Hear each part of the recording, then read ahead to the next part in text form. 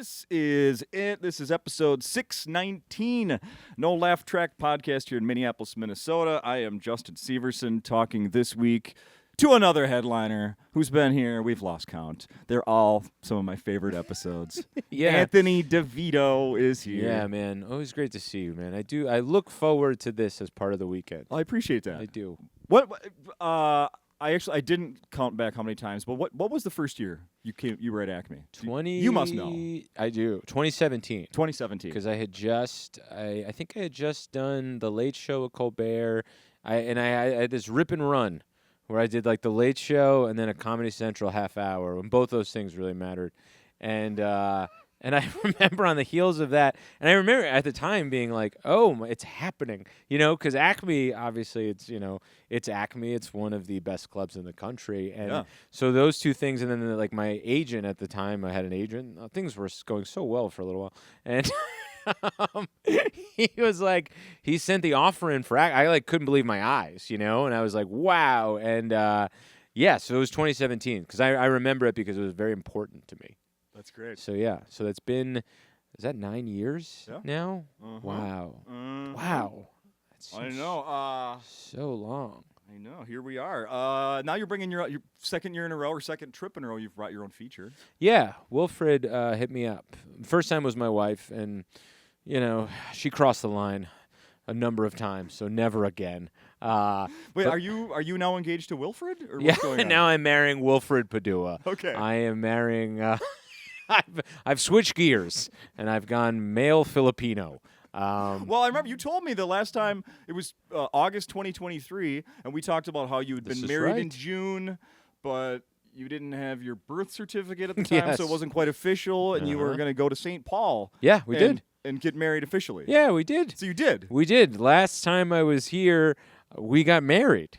Right. I know that, but I didn't even consider that coincided with the weekend. That's right. Yeah. Yeah, that was awesome. Yeah, we did shows. My wife opened the shows, and then we got married. That's really cool. I think it's just hitting me now. That's what it's like to be a guy. It takes 2 years to process monumental life events, and they happen on a podcast. You're welcome. She messaged me and was like, see if he remembers. She wouldn't have the gall to reach out to you, Justin. She doesn't even know where you are right now. No, she's coming. I think she's coming Friday. Oh. Night? Yeah, she's coming Friday, so she'll be here Friday. Because yes, we have her Aunt Sandra, which I guess is mine too. I never know how the names work with that stuff. Right. But she lives in St. Paul, so we're staying a couple extra days to be with them, and they're all coming to the shows and blah, blah, blah. Nice. Yeah, man. Nice. Little family connection in Minnesota. Yeah. Very cool. Very cool. I was here last night. We talked. That's Fun right. show. Yeah. Eddie I had a loved good time. Eddie loved it. Eddie had a blast, man. Eddie was carrying the audience single-handedly on his own. He was just LeBron James willing a young Cavs team to the championship.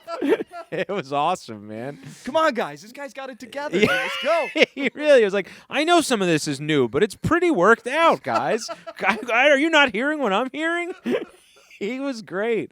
Yeah, that's my, and I don't know if it's me aging, but that is slowly becoming my favorite kind of a crowd. And look, I love it's sold out and everyone is alive and electric. And this is going to sound like I'm really taking a shit on Wednesday night's crowd. I'm not, but they're smaller. They're not as enthusiastic, but they're good-natured. So they allow you the freedom to be like, you could be a little loose up there. You know what I mean? Because we're not going to demand too much of you. So if you can play on our speed, this is a good time. Yeah. And especially for, I think, where I'm at right now with, like, just put out a new special a few months ago or something like that. So I'm in the process of building the next one, and I've taken all of the jokes that are in my one-man show. I think I've talked to you.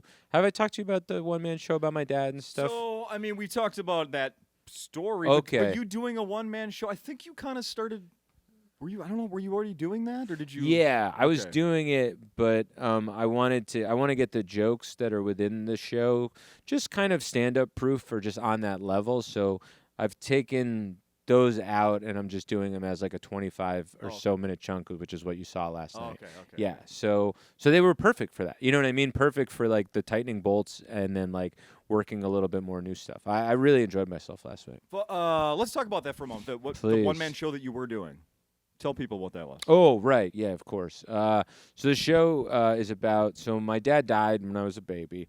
And then at 18, my mom didn't really tell me much about him growing up. And then at 18, I learned through just happenstance.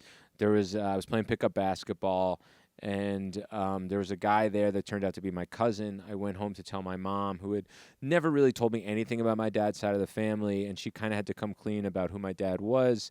He was a made man in an organized crime family. Insane. So yeah, pretty. No matter how many insane. times I've heard you say that, it just blows my mind Yeah. every time. So obviously when I do the one-man show, it's more protracted. When it's stand-up, I feel bad just, being too verbose to a crowd that's here for stand-up. So it's tightened for the sake of stand-up. But like when I do the one-man show, it is more protracted. And does that are you still performing that? Yeah. You are. It's just a matter of it's harder to do. You know what I mean? Unless you get like a theater run in New York, where I live, Yeah. it's harder to do it as a contained unit all the time. So to work on it becomes more difficult. So it's more fruitful to just kind of like take the parts out that I can and work them in places that I regularly am at. Do you have? I'm always fascinated what people come and say to comics after the show. Like if if they want to nitpick something or give some weird compliment, some backhanded compliment sometimes. All of those usually, yeah. Have you had anybody come up and be like, "Dude, me too"? Yes, that's the cool. That's been the coolest part of doing the show is people come up to me that have some kind of weird sordid past that they're, they have murky feelings about. They'll come up to me and be like, "Hey, my grandfather killed like 30 people in Massachusetts, and I've never known how to feel about him." And kind of the way that you're talking about your dad has, brought to light some feelings of my own or made it easier to stomach those. And that part's like really cool. And only once. And they've sent people to check out the show to make sure that it's on the up and up. So that did happen. Come on. Yeah. How did you picked up on that or No, I just thought it was like a weird night. There was an energy in the audience, and I don't know, but no, I had done the show, and then a few weeks later, I was driving with my mom, and she was like, "Oh, they sent a guy to that show to check it out," and I was like, "Huh," and I was like, "Well, what did he think?" And she goes, "Not bad."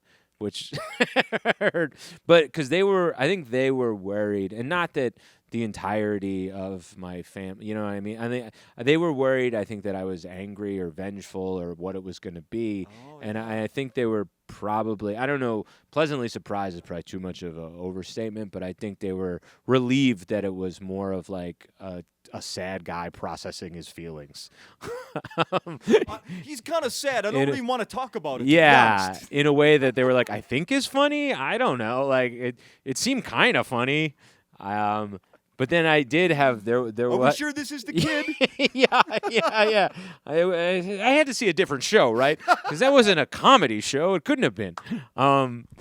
Yeah, that actually did happen. There was a woman. I did this show, and this woman came up to me afterwards because I referenced in the show.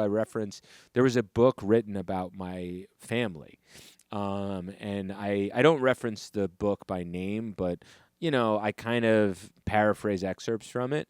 And she came up to me after the show, and she was like, "Hey, is that book so and so?" And I was like, "It is." And she was like, "I dated one of your uncles," and I was like, "Oh," and she was like, this is her exact quote. She goes, "You're very brave to do this show." And I purposely, my mom and I had been, I worked on the show with my mom's blessing because I don't know the world of it. She lived through it. He died when I was a baby. Yeah. It's foreign to me, and I just want to be as protective as possible of myself and, others. So, it's written pretty vague, and I don't name names. I don't even really get some details are like, they're not fudge, but they are, they're thrown askew a little bit purposely, just for purposes of safety. Sure. So she was like, "You're very brave to do the show," and I was like, "Okay." And then she goes, And then she goes, I'm actually writing a show about them as well. And then she goes, but mine is very different from yours. And I was like, sure. And then she goes, well, because mine is funny. And I was like, Jesus, that was what? Damn, she's a killer. I know. Yeah, man. It was like a gut punch. I was like, I thought the scaffolding is jokes. I thought I did a pretty good job of balancing both, but apparently not.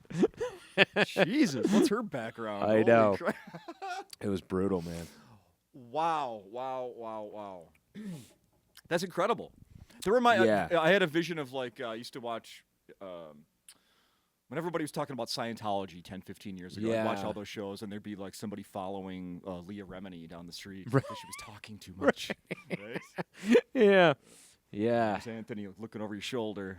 That's how I felt like Leah Remini. That's Again, you get again. Here we go again with Leah Remini and that discourse. That's so funny.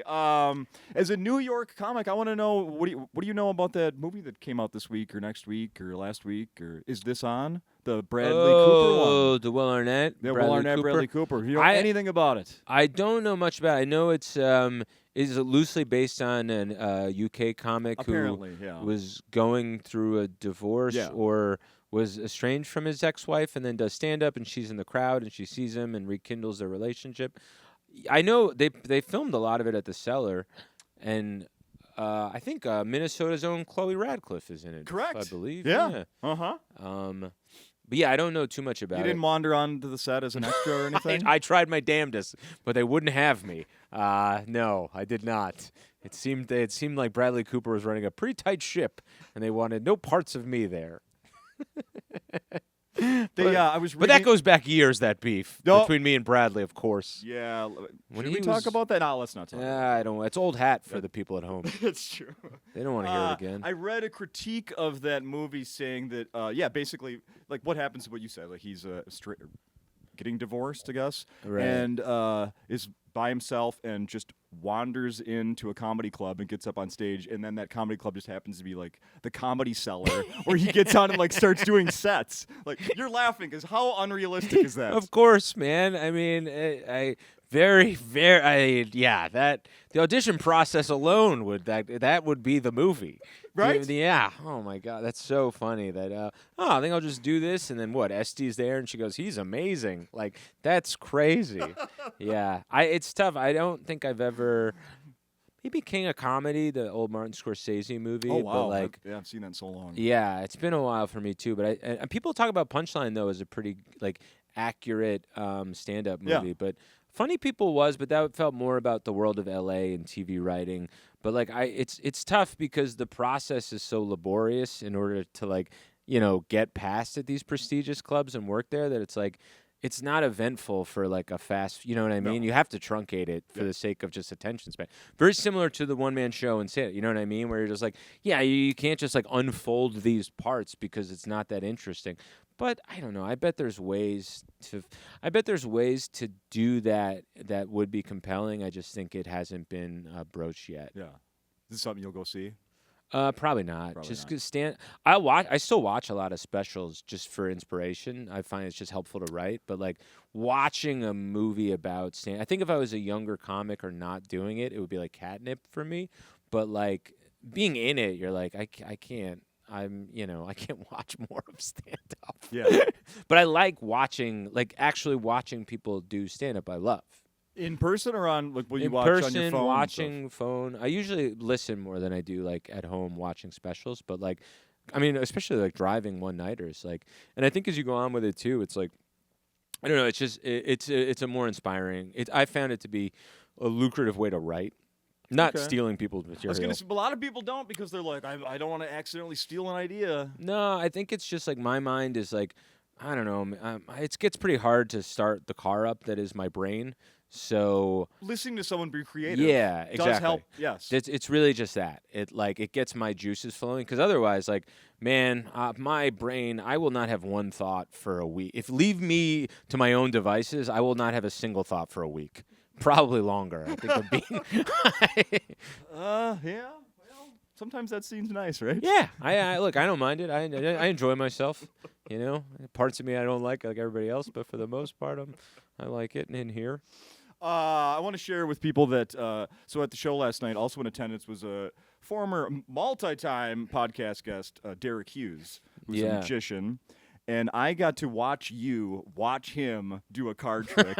And that was so freaking cool to watch. Just like, I kind of knew what was coming, but I didn't exactly know that trick. Yeah. And he was like, "All right, where's the card?" And you flipped it over. It was in your hand. Boom. Amazing. I love magic. He's great, and was such a pro, and you can tell because he made me nervous that I had done the trick wrong, and I got so nervous That's for right. and it was very funny. It was very telling about who I am as a person. Yes. Where I'm like, I screwed up your trick. Yeah. I'm so sorry. Part of the trick, he's like shows a couple cards, and he's like, "Now this one, of course, is not your card. Yeah, and this one also not your card." And yeah, you're inside going, "Oh no, I fucked up his trick. Really I sold was me. supposed to just participate, and I screwed it up." Somehow I screwed. All I had to do, was in my head. I was like, Anthony, all you had to do was hold a card, but you fucked it up somehow. I don't know how you did. And then he was like, "But the 6 of hearts," and I was like, "Was it the 6 of hearts?" I was like, "I'm pretty sure it was the 8 of spades," but I was like, "Just tell him it was a 6 of hearts." Like he almost had me go, "It was a 7 of clubs, man. You're right. I'm fine. I'm a moron." Yeah, man, he's an incredible. The look on magician, your man. face was like, I think he forgot what card it was. I did, yeah, I know. I was like, we're all getting older. Maybe he's a little long in the tooth, but clearly, like, the bones of who he was is still there. I could see that. That's so great. I was so nervous, I man. mean, I think hearts. He had hearts, right? Yeah, yeah, close enough, Derek. Yeah, good enough for me. It'll be our little secret. That was my card. I was petrified. Oh, that was so great. Yeah, that guy is an excellent magician. Yeah, he's really good. He's really good. I had a little scare on the way to the club last night. I went to fill my car up with gas, put the card in, and it got declined. Ooh, my debit card. Okay. And I'm like, I haven't checked my balance in a while. I'm not. Look behind the curtain. I'm not responsible. I'm not a responsible money. I suck with money. Really? I'm not good. Yeah. No. I am not, but I have to be. Like, it. I just, my mom is so horrible with money, like, and my wife is not good either. And I'm not even doing, like, a women thing. My mom is just, like, I will literally, like, give her thousands of dollars to pay her rent, and she'll be like, "I got Botox." And I'm like, "You're 80 years old. Why do you need this?" Oh. Like what you said in the special. Yeah. Yes. Boom, boom. Yeah. Boom, boom, man. So I got pretty freaked out thinking, fuck, Of course. I do have money in my account. I went in. What happened? And I hadn't activated my card yet, so it declined because it activated. So sure. I hadn't activated. But it was a very close scare, and it was like, I should. It was like one of those things like I stepped in front of a car and didn't get hit. So yeah. It was like, close call. Oof. All right, I'll, God, now I'm isn't going to that pay a closer attention to this. perilous moment Yeah. where the next 10 minutes you're pretty safe, and then after that you're like, I'll go back to me. Totally. Yeah. I'm surprised I even remember it at this point. Right, you're like, it would have been over. It would have just been over, and no more me. Yeah. It's so even for like wild. Immediately after that happened, I was like, why haven't I been paying attention? The holidays, and we just paid this and that, and this is bad. This is bad. Why I have uncashed checks in my wallet. What am I doing? I always would think identity theft. I'd be like, it finally happened. Because I'm freewheeling out there. I'll throw my PIN number out to anybody. It's a dare at this point. I'm on so many. I'm on every website, giving it all away, waiting for the returns to come in. It's in your username. Oh, is it? Whoa. I've been using it. But you're responsible about it, so I don't even consider it theft as much as helping a friend. Thank you. Let's talk about the filming of your special. Sure. It's been out since November. Oh, yeah. We didn't give the title. Straight Hoopin. Straight Hoopin', I almost man. said Straight Ballin'. Straight All right. Hoopin'. It's a dumb name. I No, love it. No. Straight Hoopin'. Where did you record it? I recorded at the Gutter in Brooklyn. So the Gutter is a bowling alley. But the back room, which labeled the spare room, it's a perfect. They've been running a great show, one of the best independent shows in New York City for years. Comedians You Should Know is run out of there. Oh, And a lot of people have taped specials there. David Drake, Graham Kay, list goes on. And it's just it's a perfect size room because it's intimate, but it's also kind of big. It's maybe 80 seats. so I watched it. I couldn't tell how big the room was. Yeah, and then for me, my best friend from college, 'cause I went to college for architecture. My best friend from college, Connor Dowling, is the principal of his own firm in St. Augustine called Open City Architecture. And I was like, hey, would you ever want to design the set? And basically on a shoestring budget, he designed it in a way where it completely changed the space and made it sort of, atmospheric and unique. And it was a super cool experience. Nice. Yeah. Nice. So he hung those sheer curtains, put some fluorescent bulbs, and really turned the space from a grungy bowling alley. Okay. Into, Yeah, you have no idea. Whatever that was. Uh-huh. Yeah. Yeah. Like I said, you can't a tell. Sultan's bedroom. Where the ladies at? Yeah. Something always goes wrong. Or a lot of times goes wrong in a recording. What went wrong, or what almost went wrong? I honestly, and this isn't me bragging or anything, it just was a lucky sort of thing where nothing really went wrong. I think maybe, I think the director on my end, because taping anything, I found I always get a massage as close to showtime as I can just to relax me. Oh. And I think at one point there were 15 minutes before doors were opening where the director was like, where is Anthony? And then I stumbled in with Connor and my buddy Greg, and I was just like, hey man, what's that? It's the camera guys, I'm like, what kind of lens is that? And he's like, let's get you get a shirt on you and things like that. And so, but I operate personally, I think maybe a subject argument, but I operate at my best, I think, when I'm just completely relaxed. Sure. So I think it's helpful for that demeanor to come across. So no. Weirdly, I found nothing went wrong. I'd post maybe some things went wrong. I don't know. I put that intro video in that I thought was just made it more of a special, but I watched the YouTube numbers just dip dramatically.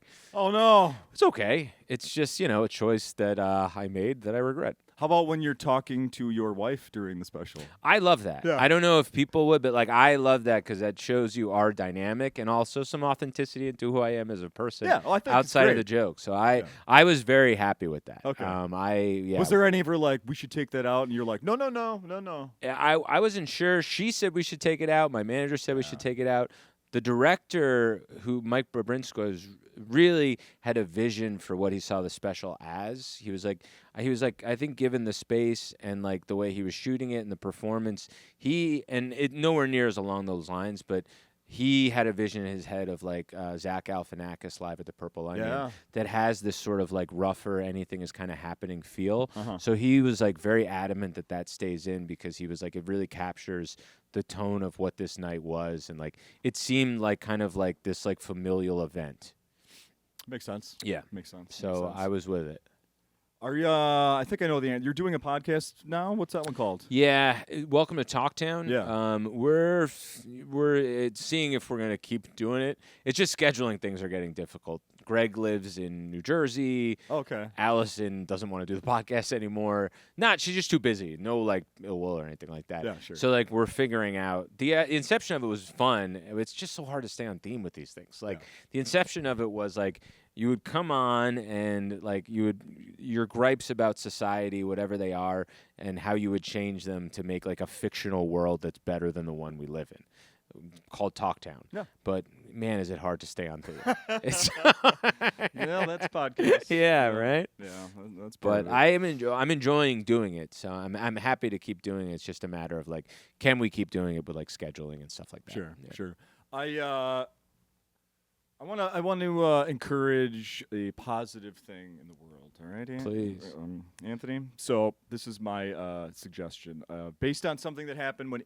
Been bringing this up here and there on the podcast. When Ian Bagg was here, he told me a story about how I asked him. He's been doing a podcast with this guy that's a strong man weightlifter type of guy. Okay, one of these giants, right? totally.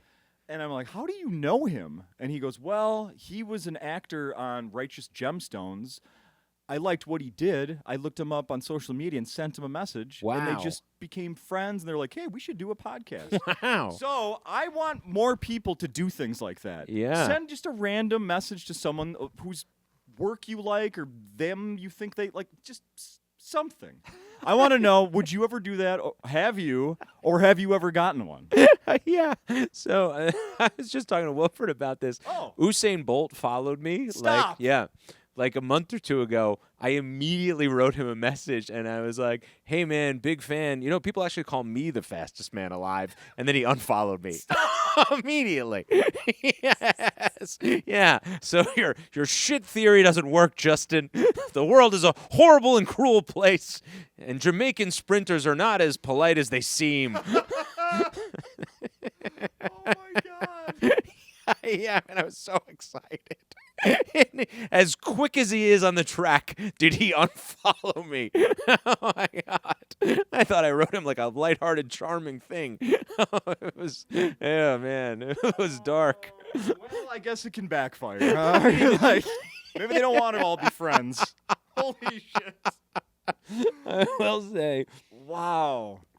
For a moment, you were like, "How did he find me?" Right? yeah, man. I couldn't. I was like searching my mind. I was like, what was the clip? What was the Well, what could Do I have a been? joke about Yeah. sprinting or something? Yeah. Yeah.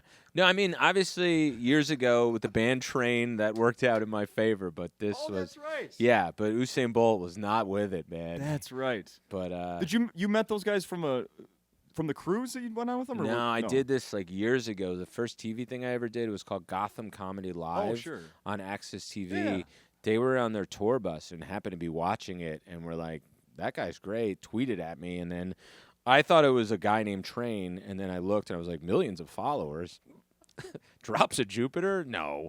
And then message him. I was like, well, they'll never respond. And they responded like right away.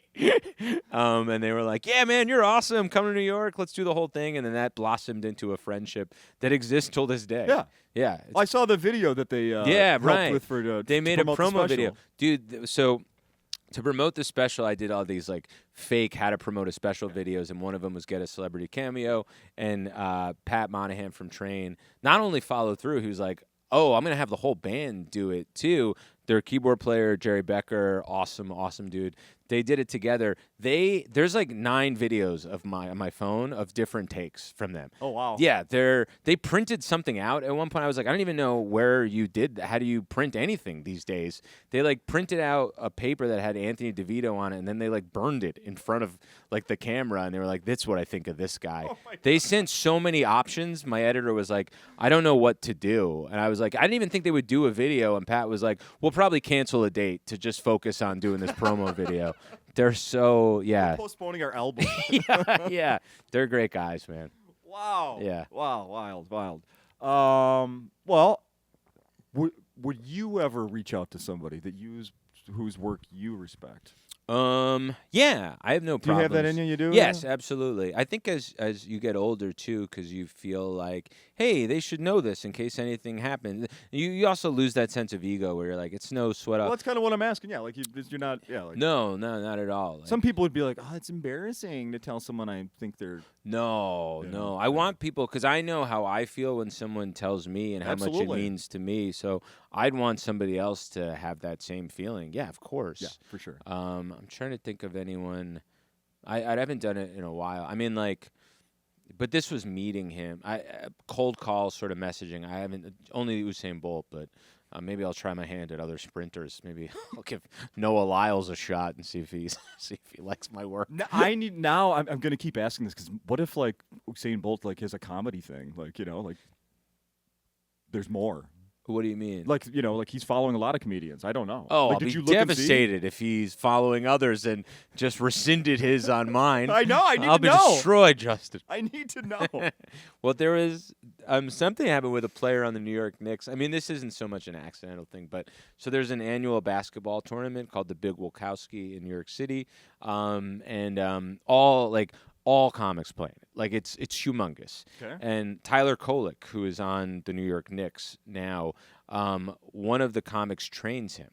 So he showed up to the tournament just to kind of be there and just kind of as like a favor to his friend. And he's watching, and like comics are okay. You know what I mean? Like, look, some are good, some are pretty good, most are bad. Yeah. That's all of us, But, comics are insane. So one of the comics, after like hours, goes up to him and goes, "Hey, we're pretty good, right?" And he goes, and he was so polite and he goes, "No, you're horrible." And then that wasn't enough for the comic, and he doubles down and he goes, "Yeah, but like we're fundamentally sound." He goes, "This is terrible basketball." It made me laugh so hard because he was like almost like a politician. How nice he was to everybody and accommodating, and but that was like a bridge too far. He was like, "I can't do this. Is crazy." I think I'm gonna have to deliver the hard truth Yeah, here. it was awesome. to these kids. It was awesome. Yeah, and he's like 22. It's just like a 39-year-old man who's insisting we're good at basketball. And he's like, "How do I tell my dad that he sucks?" Right? Yeah, it was awesome. I have to tell you, sir. I mean, pal. I mean, that's fucking hilarious. Yeah, he's like, "I know you were there for 9/11 and all, but this is the real tragedy. What I'm witnessing right now." That's fantastic. Is there anything else we should be mentioning? People should watch that special. There's still we got an update on ticket sales here for Saturday. Early show, close to sold out. We need 50 more. Are you going to be one of the 50 brave? I'm calling them Anthony's 50 at this moment. Yeah, no, man. Watch the special. I'm proud of it, and I'm not afraid to. I guess usually I'm more reserved with my work, but I want people to watch it. So I'm already supreme in this thing. Anybody who shares a thing on social media, I'm messaging them and being like, "Here's the full thing." I really believe in it. Yeah. Despite everyone not, I do. So yeah, give the special a watch. And I liked it quite a bit. Thank you, man. And most of I think. We'll see. If the crowd's bad, I will revert back to the special. I have to. I don't want people to have a bad time. But if you come out to the shows, most of what I'm doing isn't on the special. No, correct. So, correct. So yeah, I could back that up. That is. I did have a guy yesterday after the show. His wife. It was very funny because his wife is. I think it was his wife. I'm thinking back. I don't know. What doesn't matter. But she was like, "Hey, I just want to say, my partner dragged me here. I don't know you, but he's a big fan." But I loved it, and then she gave Wolford and I $50 to have our open face sandwiches that we just had. Yeah, it was awesome. And then with him, he was like, "Hey man, I love Straight Hoopin." I was like, "Man, thanks so much for watching it." I was like, "So this must have been good because I didn't do a lot from the special." And he was like, "Yeah, you're working on new." I was like, yeah, I guess I am. It was very polite about being like, "Yeah, it'll get there." See you next year. Oh, that is fantastic. Yeah. Those, like I said, I love to hear what people say to you guys after the shows because stuff like that. Yeah, and I feel like here people aren't as brash here as they are other places. So when they do, it is always I don't even know that it's passive aggressive. You know what I mean? It's just it doesn't. There's no. You don't feel the sting. Maybe you'll feel the sting a month later or something like that. Tell somebody else. Yeah, but it's not like the East Coast. They'll just be like, "That was horrible. Why would you keep doing this?" There's no ambiguity whatsoever. I've stumbled into open mic, huh? Okay, Yeah. Well, thank you again for doing this. Of course, man. One final question: love talking to you. would you trade Karl Anthony Towns back to the Timberwolves for Dante DiVincenzo and Julius Randle? No. Cat is okay. Oh. I know I came out bold right away. Oh. We never got to see DiVincenzo with Josh Hart, with Mikal Bridges. We never got to see that the Nova Knicks. We really didn't, and that is tempting. But Cat's so good. And as good as Randall is, Cat's such an upgrade from him, and he's such a matchup problems for people in the playoffs. Does it bother you that he still has a lot of loyalty? Clearly loves Minnesota. No, I actually like that. Yeah. I actually think he's like, I like that Cat is kind of like a dorky guy who's trying to be tough, but you can tell he's just like a sweetheart. Totally. You know what I mean? I agree. And I love that he loves Minnesota. So it's almost like Cat is trying so hard to be genuine, and in that effort, I see how genuine he is, and I just I feel for him so much. And he lost all his family in COVID. How do you not just sympathize with the guy? No kidding, right? And, you know, like he's getting married. I just want the best for Karl Anthony Towns. I know that sounds crazy, but I just really like they won the cup. He's FaceTiming with Chalamet and Ben Stiller. He's like a dork. I just love it. That's right. I really love him. Yeah. Yeah. I'm glad I brought it up. We had to I'm talk glad. Knicks before you left. Of course. Thank you. Always, man.